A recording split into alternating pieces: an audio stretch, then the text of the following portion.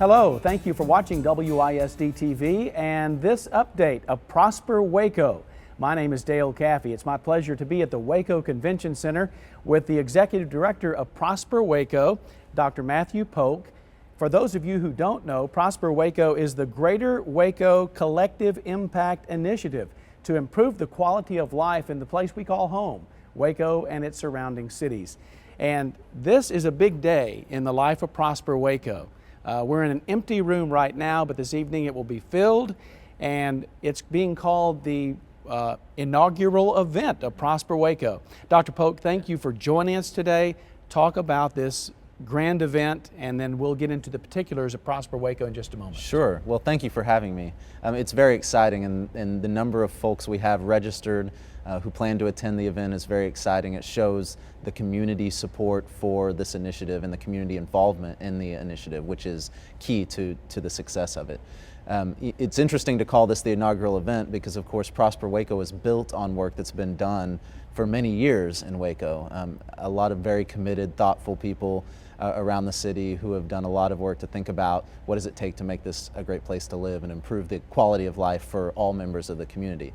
But as an organization, as a new organization, this is the inaugural event for Prosper Waco, and that's a new term and a new name for people, and so we want people to understand what we're doing now. And what we're doing is building on the work that's been done, but focusing it in a very specific way so that we can come together as a community, a wide range of stakeholders, and really focus on specific issues within our community, attack them and address them in very specific and effective ways, and know that we've achieved results. And so that's the idea of collective impact. That's what we'll be talking about today, is what is collective impact, how does it work, and then beginning the work of defining those very specific issues that we as a community want to address in order to make this a great place to live. Right. You know, the genesis of Prosper Waco actually started about almost 15 years ago under the now late former Mayor May Jackson, the Waco Visioning Project. And of course, then the banner was taken forward in the Education Alliance by former Mayor Virginia Dupuy.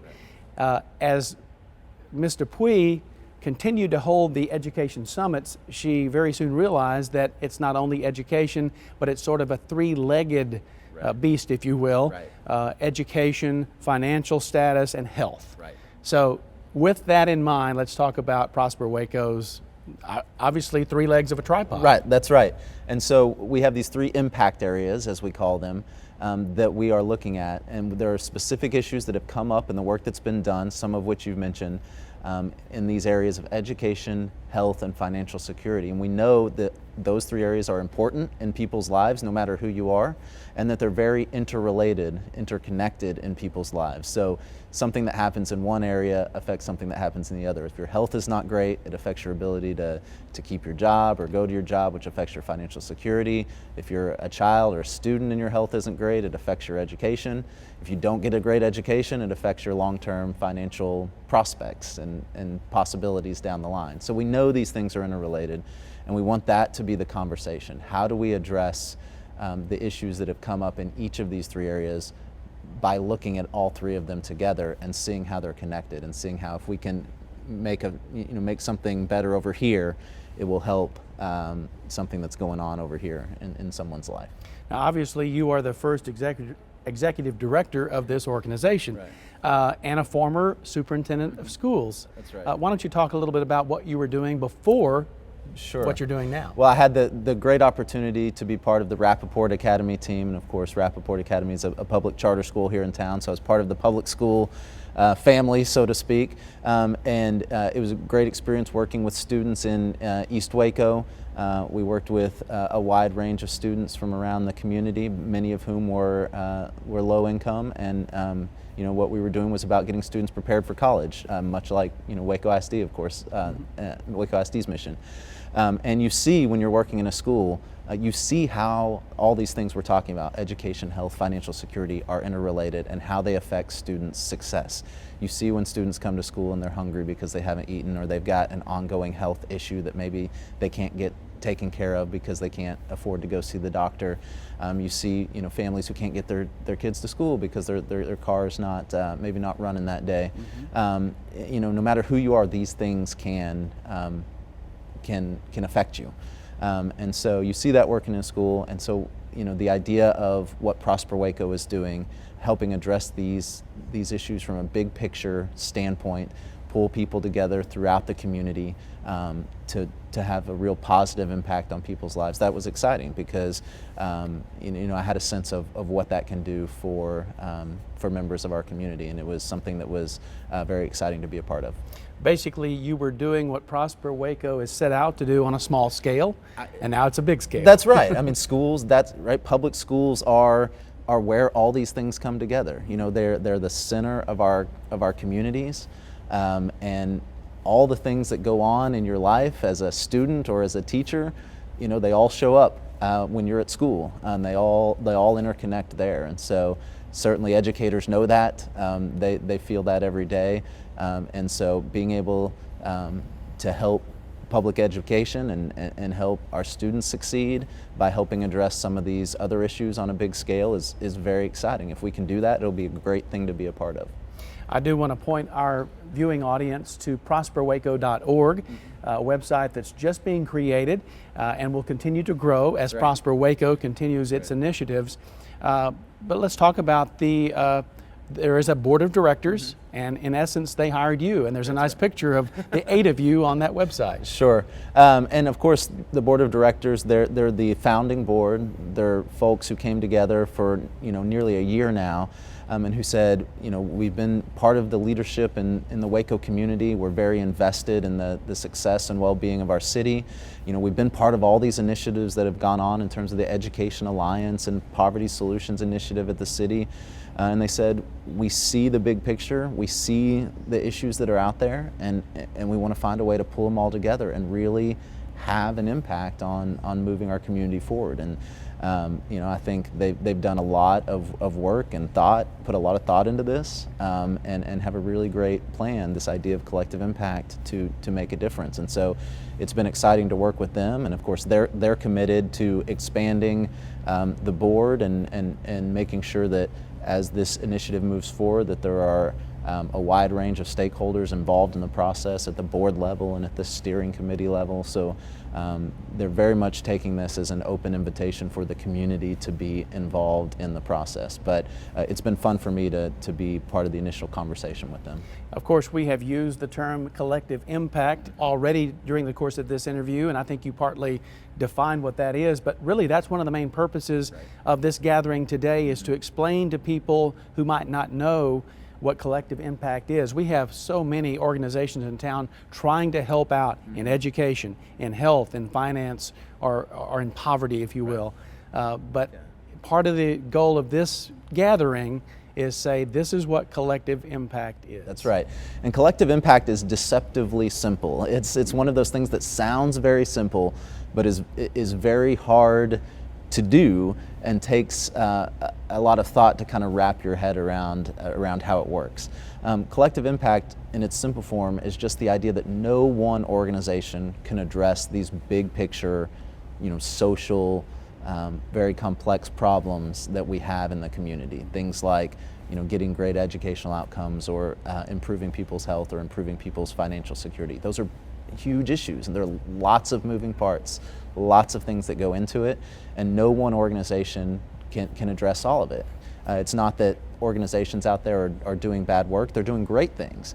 Schools and nonprofits and businesses are doing great things for the community, but none of them has the silver bullet, because there is no silver bullet, and none of them has the resources or the scale, including the city government, to address all these things. So collective impact is about the idea that all those organizations, if they come together and agree to work on a set of very specific goals with very specific outcomes in mind, and kind of judge what they do and make decisions about what they do through the lens of those very specific goals, then we can see real progress, and that we can communicate that back and say, we're all trying to do this specific set of things in our own various ways, and here's how we see that we're having success. And that's exciting because it's encouraging, because when you're out there running a nonprofit or a school, sometimes it can feel very lonely, and you and your team are working hard and doing great things, but you wonder if everybody else sees the success you're having. And Collective Impact is about saying, we can pull that all together and we can show as a community we're having success in these areas because we're committed to each contributing in our own way to moving towards these very specific goals. Speaking of goals, we're going to look at some of the goals of Prosper Waco as they stand today. These are flexible, they're going to be changing a little bit or becoming modified, but let's start with education. The goals there are drastically increase the number of kindergarten students who arrive to school ready to learn. Of course, we're talking about strengthening a pre-K program there. Increase the reading proficiency of all students. It all starts with reading. I don't care if it's math or science, it starts with reading. And increase the post-secondary success of students, and that means they're either ready for a career or they are reaching their degrees. That's right. Obviously, Waco ISD is a major player in this, and we have a lot in the game, if you will. And these are things that we continue to work on a daily basis. One of the things, though, that we recently were introduced to is Project Link, and that ties in with that post-secondary success. That's right. We were at the kickoff of the Link, or the introduction of it. Talk once again about what that's about. Yeah, so these goals are about the community coming together to support what the schools are doing. And having worked in a school, you work so hard with your students, you do everything you can to set them up for success, and then they graduate, they leave you, and you hope for the best, but you wish someone was there to continue to provide that support to them. And that's what Project Link is about. It's about providing additional support to students so that they are prepared to move on, specifically to college success, but to a career if that's the best choice for them, and that they have support throughout the process. So with the generosity of the Rappaport Foundation, we were able to direct $1 million directly toward funding positions within a couple of our local high schools, as well as at our local two-year institutions, and to create a bridge, or a link, if you will, to help students from the time they enter 9th grade to really focus on where they're going in terms of college and career focus, to support them throughout the process, to build that bridge, to make sure that as they finish high school, as they move on to college, there is continued support throughout the process, both at the high school level and then at the college level. And so the idea is more of our students will be inspired and ready to go to college, that will be their plan, that they'll have the support to get there, and that as they transition specifically to MCC and TSTC, that they will have continued support, that it will just be kind of an uninterrupted process for them, that they'll continue to have success throughout because they'll be prepared and ready, they'll know who to go to if they have questions or need help, and that more students ultimately will finish a degree and then be able to go on and get a good job and provide for their family the way they want to. Of course, that's the end result, but you have to have a great start. And that's where that pre-K initiative comes in. Or actually, I said pre-K, it happens before pre-K. Right. That's right. I mean, it's the, I guess, the education that many children get at home from their parents that some children, unfortunately, are not getting today. That's right. And these are the very, kind of difficult things that came out of, the Education Alliance and the discussions that were had there. It's not just about, education is not just about what goes on inside the school walls. It's about all the things that affect a student's success. And there are lots of things that affect a student's success from birth to the time they walk through that school door for the first time. And that's about child development and parenting and just having a healthy home environment and having opportunities to develop socially and emotionally and educationally. There are lots of things that can be done for kids and for families before they ever get to school that will set them up for success. And there's no silver bullet, there's no magic way to do that. It's about a community coming together and saying, if we want more of our students to be successful when they get to school, we need to focus on what happens between the time they're born and the time they show up to school. And there are lots of ways to do that. It's about educating parents, supporting parents, providing opportunities for great developmental and educational experiences. It's about helping more students benefit or participate in pre-K programs or other childhood programs. There are lots of ways to attack that. And again, that's the idea of collective impact. It's not that there's one program that we all have to do that will magically work. It's about saying if we have a specific goal and we have a specific way to measure that goal by looking at how prepared are students when they start kindergarten, then we can back up and say, what are all the ways that we can look at that? What are all the things we can do to move toward that goal? Of course, that middle goal then is reading proficiency. I know that Waco ISD, we are focused on improving reading programs so that our students are more successful. We're doing our thing, but I guess how does the entire community get involved in the reading proficiency? Yeah, well, there are lots of organizations out there doing great things. There are organizations that are focused on mentoring students, and some of those organizations specifically on mentoring students by reading with them and by helping them work on their reading. And so there are lots of great programs out there. There's a mentoring coalition in town, which is a group of a bunch of these programs that get together and talk about how can we raise the awareness for the need for mentoring, for volunteers, for community members to go into the schools and provide support and just be there to read with students and give them that extra practice. There are opportunities, I think, for businesses and other organizations to support what the schools are doing in terms of providing resources, whether it's providing books to families who may not have as many at home, those kinds of things you can imagine that the community could support. So, ultimately, it's a community conversation. It's about the schools, articulating, expressing what they need, and then families expressing what they need, and then the community saying, what are all the ways we can help? Okay, let's focus now on health. That is another leg of the tripod, if you will. And the 4 goals under health are increase the number of people with health insurance, decrease food insecurity, and of course, have more healthy food available. To increase wellness, and that includes exercise and things of that nature, and also to reduce teen pregnancy. Yeah. So those are the 4 main goals right now under health. Right. You want to comment on those? Yeah, that's a lot, and we have a lot of people who are doing really good work in those areas already. So it's about, again, focusing our attention on some of these specific things and saying, how do we measure the outcomes, and how can we know for sure that we're having success?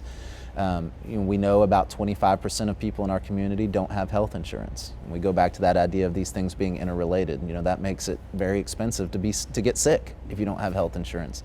And so how can we go about covering more people, whether they're eligible for Medicaid type programs, or whether they need to sign up for insurance on the exchanges, whatever it is.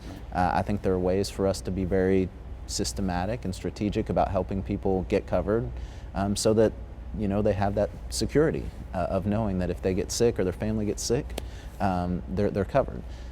You look at things like the food insecurity and healthy eating. I mean, we have a lot of organizations. We have the McLennan County Hunger Coalition that represents a bunch of organizations that are working specifically in that area.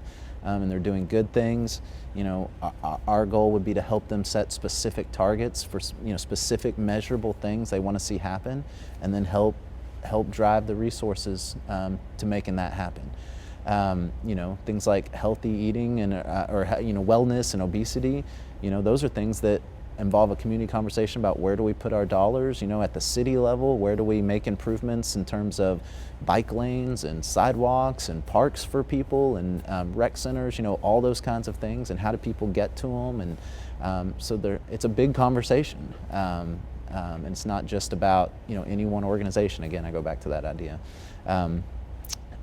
So those kinds of things are very important. And then of course you have the idea of teen pregnancy, and that really has lots of implications for both mother and child, right. Moving forward.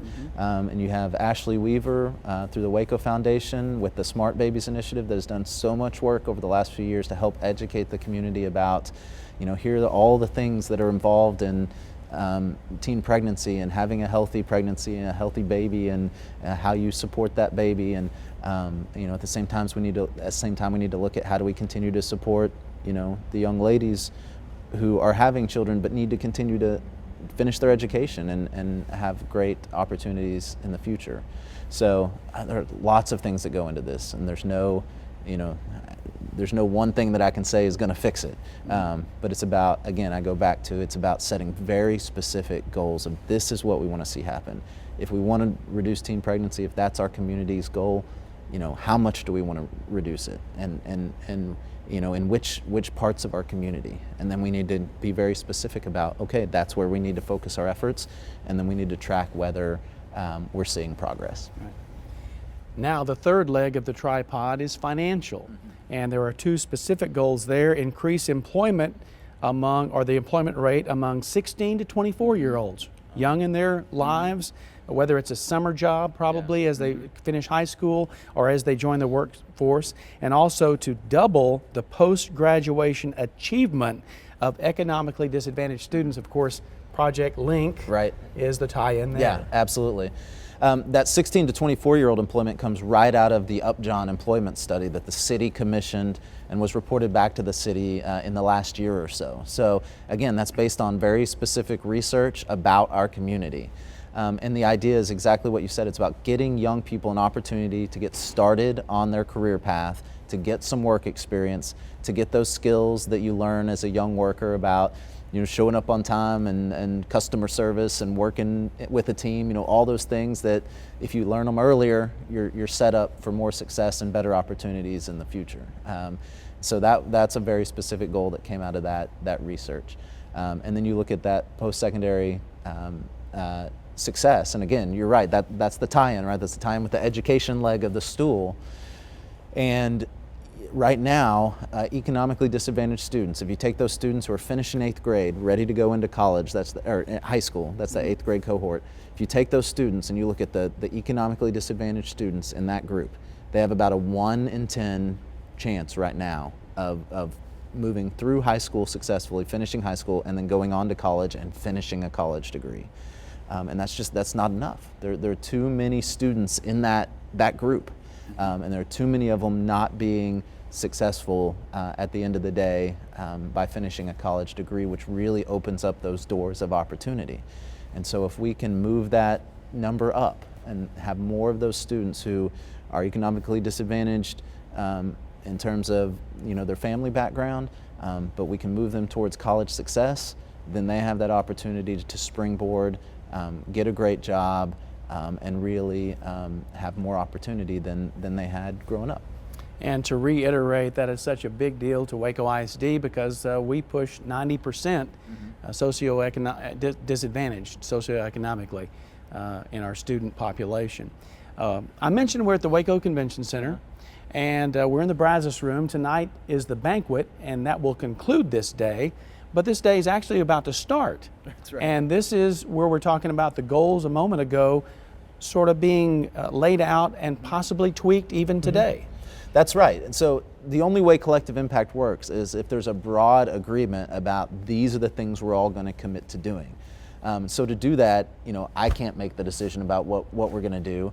Our board of 7 folks can't make that decision. It's about the community making that decision. And that can be a difficult process. That's a lot of people with a lot of very good ideas and very well-meaning who have different thoughts about where do we need to start. So it's not about saying some things are important and some things are not, but it's about saying where do we start? What are the biggest impact issues in our community, and if we can solve them or at least make them better, we'll see a real positive change in our community. And so that's what the conversation is about today. It's about getting these 400 or 500 people who are registered to attend to be part of the conversation, to lend their input, and to start to build that consensus and that agreement around these are the things we're going to start with in each of these areas because we know that they're important. We have some idea about kind of where we stand and what the numbers and the data look like.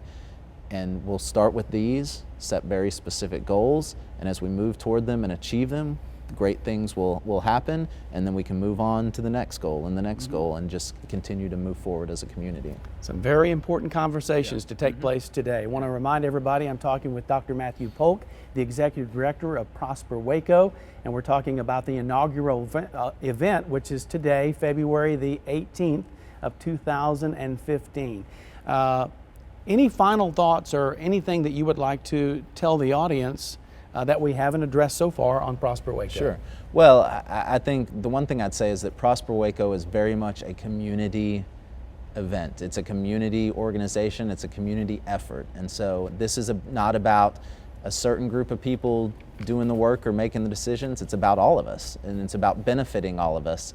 And it's about coming up with some solutions that are very specific and that we can implement and we can make happen in our community that will benefit you and that will benefit me and Dale, that will benefit all of us, that will make our community a better place to live and give all of us a better opportunity, have a great quality of life, to get a great education, to be healthy, to get a great job. So this is about benefiting all of us, which means all of us have to be involved. It's a lot of work, but if we do it together and if we're very strategic about it and have a very clear plan, there are examples across the country of where this has worked and great things have happened, and it can happen here.